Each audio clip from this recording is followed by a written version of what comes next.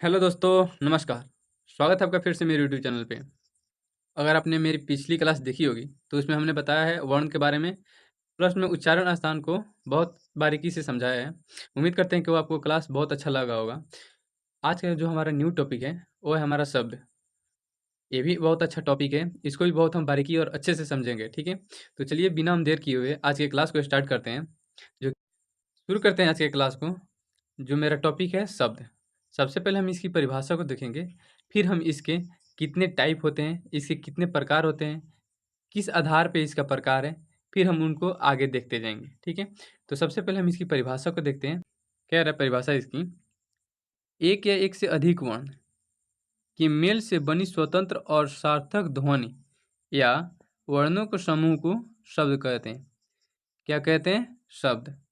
जिसका कोई ना कोई एक विशेष अर्थ होता है, ठीक है?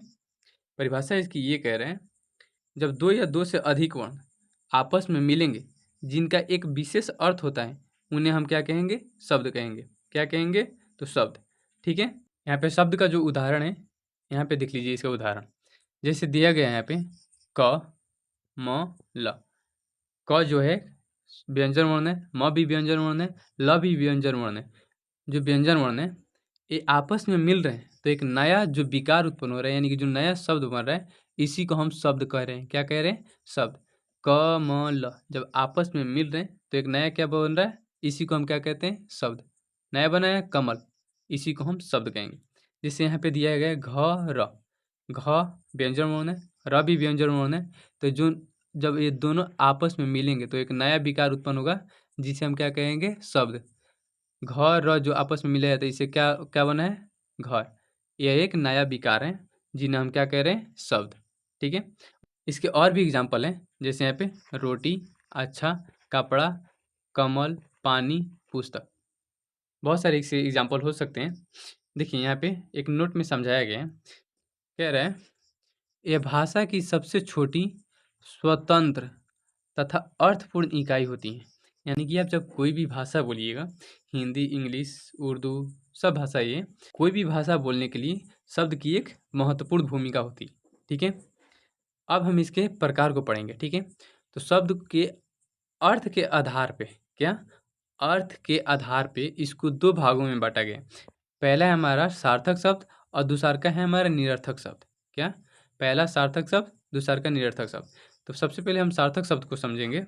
सार्थक शब्द वैसे शब्द होते हैं जिनका कोई ना कोई एक विशेष अर्थ निकलता है, ठीक है? परिभाषा इसकी देख लेते हैं। कह रहे हैं, जिन शब्दों का कोई एक निश्चित अर्थ निकलता है, उन्हें हम सार्थक शब्द कहते हैं, ठीक है? जैसे यहाँ पे एग्जाम्पल में आपको समझाया गया है, क, म, ल। जो नया शब्द बना कमल, ठीक? यह एक फूल का नाम है।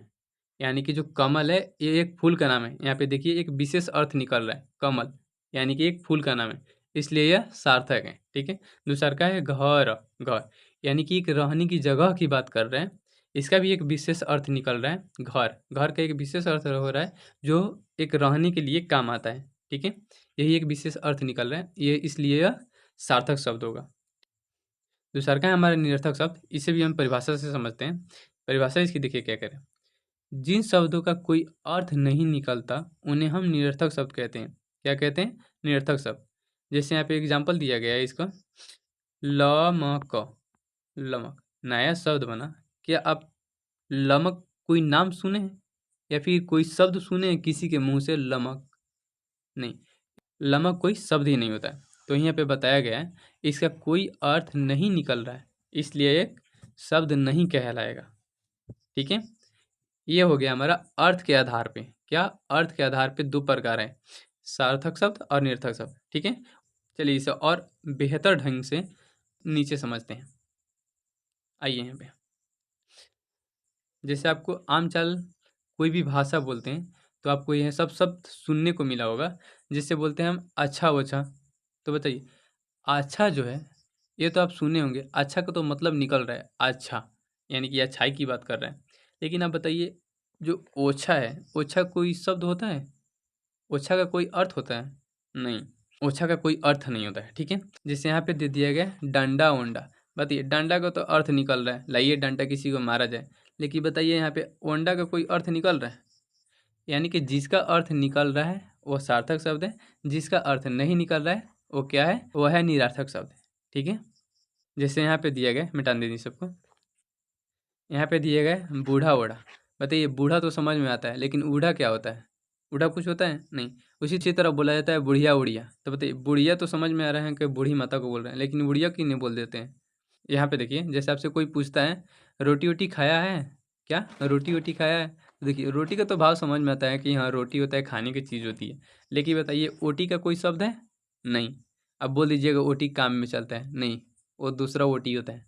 ठीक है, लड़का लोग को समझ में आ रहा होगा ओटी क्या होता है। अब यहाँ पे देखिए, मिटा दीजिए, लड़का उड़का। मतलब लड़का का तो समझ में आता है, लेकिन उड़का किन को कहते हैं, ये समझ में आ रहा है आपको? लड़का यानी कि सार्थक शब्द, इसका अर्थ निकल रहा है, लेकिन उड़का का कोई शब्द नहीं निकल रहा है, तो ये भी हो जाएगा निरर्थक शब्द। नीचे वाले जितने भी है ये निरर्थक शब्द, ऊपर वाले जितने भी हैं सार्थक शब्द। ठीक है, लास्ट देखिए यहाँ पे कह रहा है चोटी वोटी। जब कोई छोटी बच्चा होती है तो उसकी मम्मी बुलाती हैं, लाओ बेटा हम चोटी तुम्हारे बांधे। तो लड़की कहती है मुझे नहीं बनानी चोटी छोटी। क्या, मुझे नहीं बनानी चोटी छोटी? चोटी का तो समझ में आता है भैया, चोटी बाल की जो बनता है उन्हें हम चोटी कहते हैं, लेकिन बताइए सोटी किसको कहते हैं? इसका कोई अर्थ समझ में आ रहा है? नहीं। तो सोटी निरर्थक शब्द, चोटी सार्थक शब्द। ठीक है, उम्मीद करते हैं कि आपको ये टॉपिक्स बहुत अच्छे से समझ में आया होगा। अगर फिर भी आपको कहीं दिक्कत हो रहा है तो कमेंट में बोलिए कहाँ दिक्कत हो रहा है। ठीक है, अब हम पढ़ लिए इसके अर्थ के आधार पर सार्थक शब्द और निरर्थक शब्द। अब इसके हम अगले टॉपिक की बात कर रहे हैं, जो कि हमारा अगला टॉपिक है व्युत्पत्ति तथा रचना के आधार पर शब्द के प्रकार। ठीक है, तो देखिए यहाँ पे 3 तरह से आपको क्वेश्चन पूछ सकते हैं। ठीक है, पहला तो आपको पूछेगा व्युत्पत्ति के आधार पर, या फिर दूसरा का क्वेश्चन कर सकता है आपका रचना के आधार पर। ठीक है, और तीसरा का आपका क्वेश्चन ये कर सकता है कि बताइए बनावट के आधार पर कितना भर दें। तीनों एक ही का नाम है, बनावट, व्युत्पत्ति तथा रचना, तीनों एक का नाम है। तो आपसे क्वेश्चन पूछ सकता है व्युत्पत्ति तथा रचना या फिर बनावट के आधार पर शब्द के कितने प्रकार होते हैं, तो आप क्या जवाब दीजिएगा? तो 3। ठीक है, यहाँ पे टिक याद रखिएगा। रचना दिया गया है ना, तो देखिए र च ना, इसमें खुद 3 शब्द आ रहे हैं, तो रचना के आधार पर शब्द के कितने प्रकार हैं? तो 3। ठीक है, देखिए पहला है हमारा रूढ़ शब्द, दूसरा का हमारा यौगिक शब्द और तीसरा का योग रूढ़ शब्द। ठीक है, सबको बहुत बारीकी से समझते हैं इसकी परिभाषा के साथ। सबसे पहले हम सबको मिटाने दीजिए। सबसे पहले हम देखेंगे रूढ़ शब्द को। ठीक है, रूढ़ का अर्थ ही होता है मजबूत। क्या होता है? मजबूत।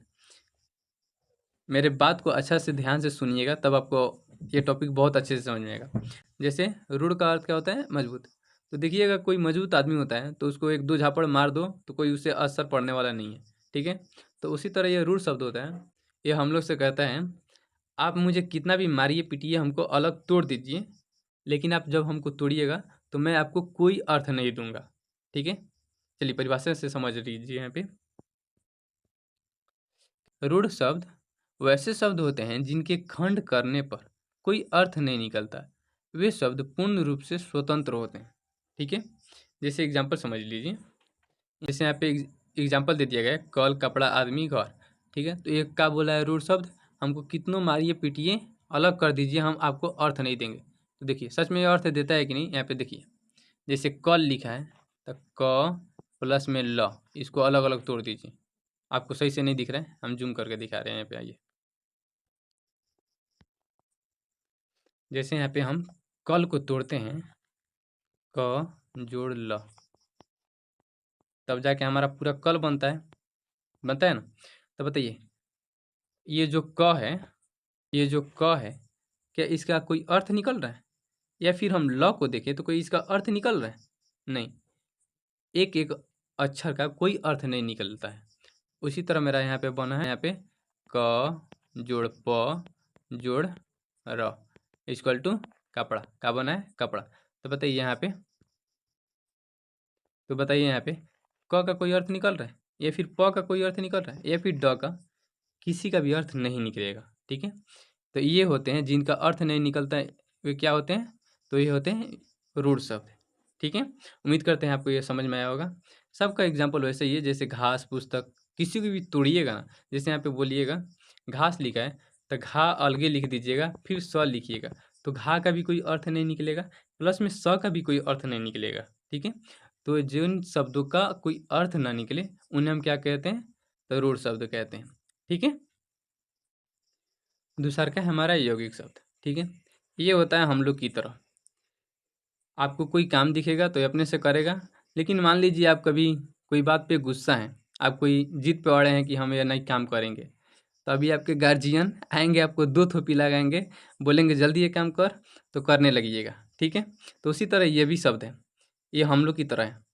कहता है आप मुझे किसी भाग में तोड़ दीजिए, मैं आपको कोई ना कोई एक अर्थ दे दूंगा। जैसे यहाँ पे इसकी परिभाषा दिया गया है, यौगिक शब्द वे वैसे शब्द होते हैं जो जो दो या दो से ज़्यादा शब्दों के मेल से बने सार्थक शब्द होते हैं।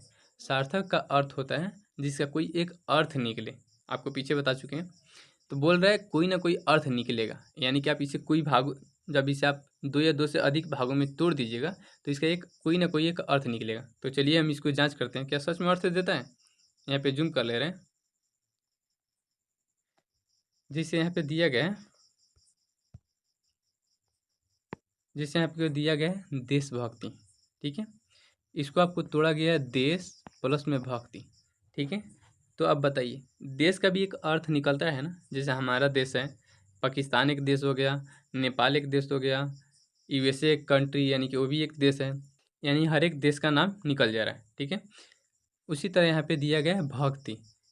आप भक्ति भी समझ रहे होंगे, किसी भी भगवान की पूजा करना या फिर अल्लाह का इबादत करना, ये सब भक्ति में आ जाएगा, ठीक है। देश समझ में आ रहा है, भक्ति भी, इसका इस सब का अर्थ निकल रहा है, देश का भी अर्थ होगा, भक्ति का भी अर्थ होगा। उसी तरह आपको यहाँ पे दिया गया है विद्यालय। तो देखिए, विद्या का भी एक अर्थ अलग अर्थ है, आलय का अर्थ होता है घर, ठीक है। आगे जब आइएगा संधि में तो हम आपको पढ़ाएंगे, वहाँ पे आलय का अर्थ होता है घर, ठीक है। विद्या, विद्या आपको पता है, जब हम पढ़ते हैं और ज्ञान अर्जित करते हैं तो उसे हम क्या कहते हैं, विद्या। आलय का अर्थ होता है घर, विद्या का भी एक अलग अर्थ है, आलय एक घर है, इसका भी एक अलग अर्थ है।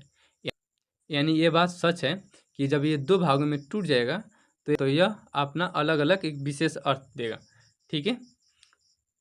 चलिए आइए यहाँ पे तीसरा का शब्द है हमारा योग रूढ़ शब्द, क्या, योग रूढ़ शब्द, ठीक है। देखिए यहाँ पे योग रूढ़ शब्द बने कैसे हैं, मिटा दीजिए सबको पहले।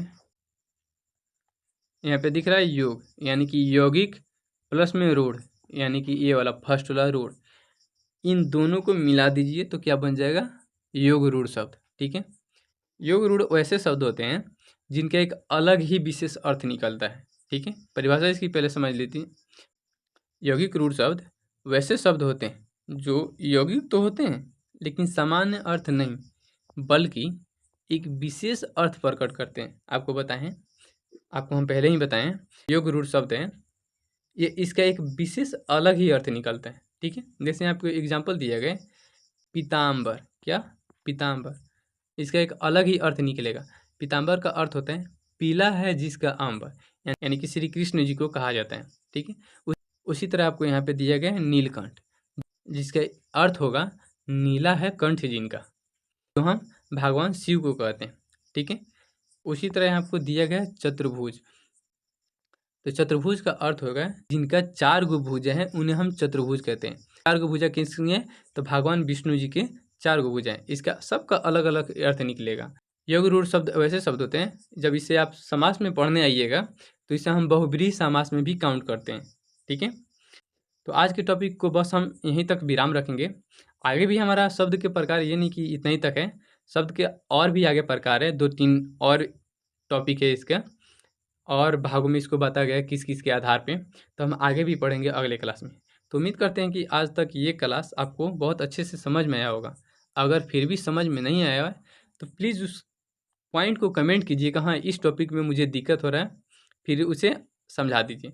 तो जब मैं अगला शब्द का वीडियो लेकर आऊँगा तो उसमें आपको समझा दूँगा, ठीक है। जैसे कि आपको पहले बता दिए, जिस टॉपिक पर आपको दिक्कत हो रहा है तो एक बार फिर से वीडियो देख लीजिए, नहीं तो उस पॉइंट को फिर से आप कमेंट कर दीजिए कि हाँ इस टॉपिक पे दिक्कत है, ठीक है। चलिए आज को क्लास को यहीं पे विराम देते हैं, मिलते हैं आपको फिर से नेक्स्ट क्लास में, तब तक के लिए टाटा बाय बाय।